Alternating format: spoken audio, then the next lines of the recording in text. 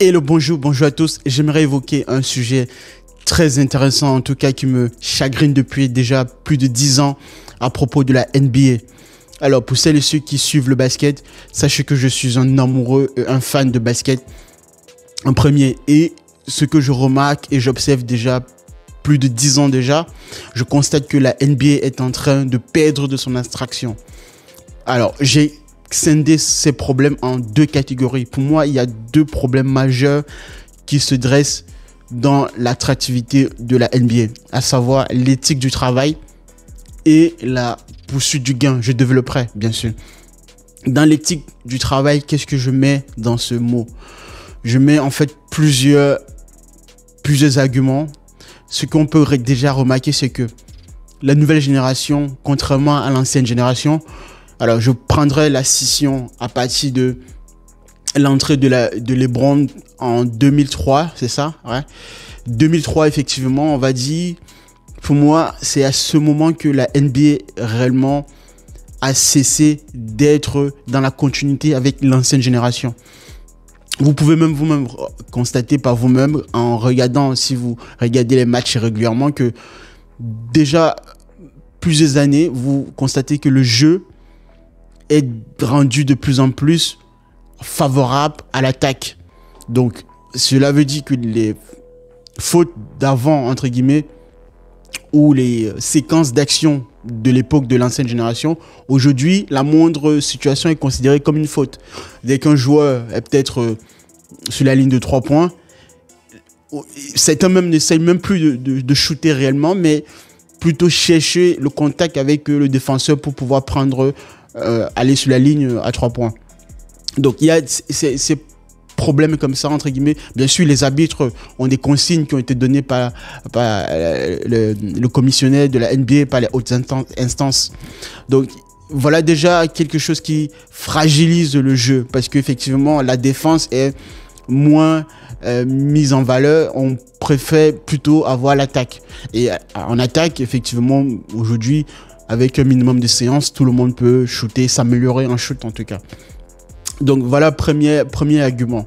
Deuxième argument, vous avez également au niveau des joueurs, vous n'avez plus cette fervente et cette éthique de travail qui permet effectivement d'avoir un jeu beaucoup plus rapide, plus intense et plus attractif pour les spectateurs. Parce qu'effectivement, lorsque vous regardez les matchs, vous pouvez voir que il y a ce qu'on appelle entre guillemets le load management.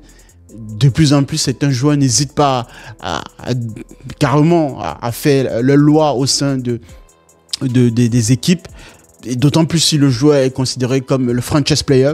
Vous prenez un gars comme Kawhi Leonard aux Clippers, bien déjà presque à Toronto, qui n'hésitait pas à ne pas jouer certains matchs clés et à se préserver pour la pré-saison, les playoffs.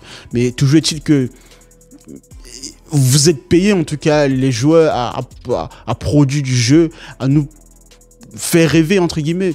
Mais de plus en plus, et Kawhi n'est pas le seul, il y a de plus en plus, même Joel Embiid. Après, bon, on peut dire, oui, il est blessé, etc. Mais vous constatez que ça dépend, voilà. Donc, dans l'ancienne génération, des joueurs comme Kobe, on peut remonter, voir plus loin. Bien sûr, pour les fans, effectivement, Jordan, à l'époque, pouvait jouer avec des maladies, voilà, et Charles Barkley, etc. Donc la nouvelle génération est de plus en plus fragile. Disons que ça va aussi avec l'époque où on a une génération qui se plaint, qui est toujours dans l'effort pas assez élaboré. Donc il y a tous ces éléments-là font que la ligue aujourd'hui est fragilisée en son sein parce que les joueurs ne se donnent plus à fond. Les joueurs préfèrent uniquement jouer des matchs où, entre guillemets, ils sont sûrs de mettre plus de 20 points de moyenne ou de faire des stats, des stats uniquement sur le scoring parce que côté défense, il n'y a plus grand-chose, entre guillemets. Donc, l'éthique du travail. Pour vous donner un très bon exemple, vous prenez un joueur comme Ray Allen. C'est un joueur que moi j'ai affectionné, que j'ai regardé, dont j'ai aimé le parcours en fait exemplaire, peut-être parce que de par son enfance, fils de militaire, etc. Il avait déjà intégré cette rigueur dans son jeu. Vous prenez ce joueur par exemple, Ray Allen, et même LeBron. Mais bon, Ray Allen, en tout cas, pour celles et ceux qui ont des informations, c'est LeBron, une fois dans une interview, qui explique que il a eu certains conseils de la part de Ray Allen sur la manière dont un joueur pouvait avoir une certaine longévité dans la NBA. Donc le corps, le fait de ne pas sortir pour aller en boîte de nuit. Vous voyez que la nouvelle génération aujourd'hui, c'est une génération qui est liée beaucoup plus avec d'autres milieux pas très, entre guillemets, en adéquation avec le jeu. Je veux faire référence par exemple aux rappeurs et aux footballeurs américains, où pour la plupart ils sont toujours en boîte de nuit, toujours dans des histoires dramatiques avec entre guillemets des femmes de films adultes. Bon, vous voyez la référence. Donc cette nouvelle génération, ça coquine entre guillemets avec c'est bien sûr les fans entre guillemets ou des michtos vont traîner aux alentours de ces joueurs parce qu'effectivement ça fait rêver, il y a beaucoup d'argent effectivement, donc il y a une forme de prostitution autour, mais ça n'a pas été, c'est pas nouveau hein, effectivement, donc il y a une forme de prostitution autour, mais ça c'est simplement la nouveauté, c'est que cette nouvelle génération, contrairement à l'ancienne génération, n'intègre plus les codes de respectabilité de la ligue. Voilà. Donc voilà un élément très essentiel que je viens d'élaborer. Après, il y a aussi un autre élément, c'est que joue dans l'éthique de travail. Vous allez avoir, c'est un joueur, il y en a quand même quelques-uns qui se distinguent par leur travail, je fais référence par exemple si on prend cette dernière finale NBA ou cette dernière année, à Boston par exemple, chez les Celtics, vous pouvez avoir des gars comme Jason Tatum ou Jalen Brown. Quelque part, c'est quand même des gamins qui ont, ça fait depuis 7 ans à peu près, qui cherchent une bague. Et aujourd'hui, ils ont été récompensés par leur travail, par leur éthique de travail. C'est pas facile. En moyenne, en général, entre l'entrée d'un joueur en NBA et la première année où il gagne sa première bague, il faut compter en moyenne entre 7 ans et 9 ans. Mais cela demande vraiment de l'abnégation et du travail continu. Vous avez aujourd'hui, c'est un gars qui ne souhaite plus faire ces efforts-là, qui par contre veulent avoir tout de suite une bague sans aller chercher la profondeur de leurs propres moyens. C'est-à-dire que vous allez avoir quelqu'un qui va arriver dans la ligue,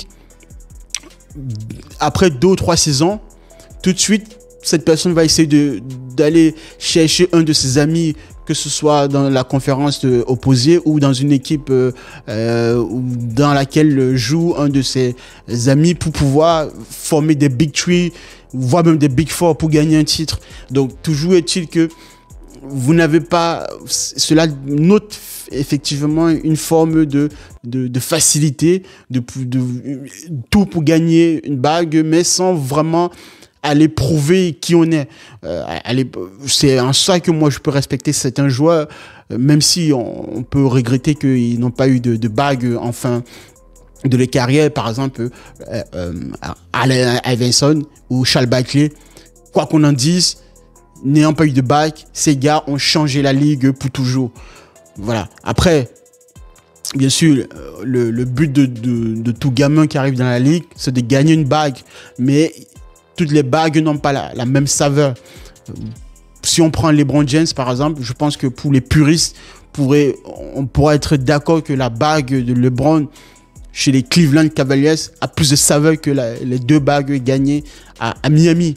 Bien que, bien sûr, cela ne retient rien, la portée de ces 2 bagues gagnées à Miami, mais toujours est-il que le retour de LeBron à Cleveland, le fait de voir un gamin qui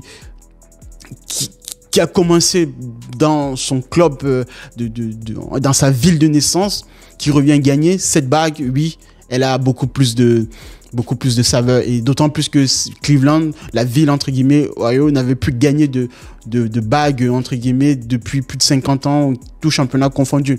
Bon bref, toujours est-il que, ou même LeBron, cela continue, cela montre effectivement toute la longévité des gars comme Kobe qui pouvaient rester plus de 20 ans dans un club. Ça ne se fait plus. Vous prenez Dirk Nowitzki à Dallas. Voilà des exemples en fait de joueurs qui nous montrent à quel point où se situe l'excellence, selon moi en tout cas. Après, libre à vous de penser ce que vous voulez. Mais moi, je regarde la NBA, cela fait plus de 20 ans déjà. Et je remarque que le game est en train, comme on dit, de s'affaiblir pour des raisons que je viens de vous citer. Après, il y a un autre volet maintenant, donc c'est l'aspect financier. Dans l'aspect financier, j'entends par là le fait que le marché est de plus en plus liquide. Donc liquide, c'est-à-dire que les instances de la NBA vont chercher toujours des gains de parts de marché à travers les médias, l'ouverture de la ligue à l'international. Ça aussi, c'est quelque chose que je peux saluer l'initiative, le fait de pouvoir démocratiser le plus grandement possible la ligue, que ce soit dans d'autres continents, en Europe, en Afrique et au Moyen-Orient, à travers des matchs, des associations, tout ce que vous voulez. Mais il faut aussi faire attention parce que cette ouverture impacte réellement aussi le jeu dans la manière dont la ligue va être exploitée par la suite. Vous allez avoir par exemple des joueurs européens ou un nouveau style de jeu qui viendra s'instaurer dans la ligue, mais dans ce style de jeu, on va avoir donc des consignes ou des manières d'arbitrer qui vont, selon moi, bien sûr, ça c'est mon opinion, ça n'engage que moi, mais des consignes de jeu qui ne vont plus être vraiment dans le côté attractif pour permettre toujours au jeu de pouvoir s'élever. On va avoir par exemple je vous donne quelques exemples de moves, comme on dit, de joueurs, le step back, ça, ou le open step back, entre guillemets, et plein d'autres moves en fait qui auparavant étaient pratiqués, mais aujourd'hui vous allez avoir des moves qui sont de moins en moins mis en avant et très difficiles ou bien très compliqués par les joueurs pour pouvoir les exécuter un match. Vous prenez le fadeaway, un exemple très clé. Très peu de joueurs sont capables de réaliser un fadeaway. Très peu de joueurs. Voilà, on va dire c'est Jordan. Non, Jordan, il a regardé, disons qu'il a mis en avant le fadeaway, mais par la suite, à part Kobe, Durant ou Devin Booker, un peu ces gars de la trempe, mais la plupart ne peuvent pas, en tout cas, ne peuvent pas. Tout le monde peut shooter, mais le fadeaway, par exemple, un de ces moves en l'occurrence, est de plus en plus se perd de plus en plus dans la palette de moves que les joueurs sont capables de réaliser. Il y a le fadeaway, mais il y a aussi la défense. La défense en elle-même, comme je l'ai évoqué précédemment. Donc, ce que je veux dire par là, c'est que de plus en plus, les joueurs qui arrivent au sein de la ligue, même au NBA, des joueurs ne veulent plus aller faire quelques années à la fac avant de venir intégrer la ligue, parce que effectivement il y a l'argent à se faire rapidement, les médias, etc., la popularité.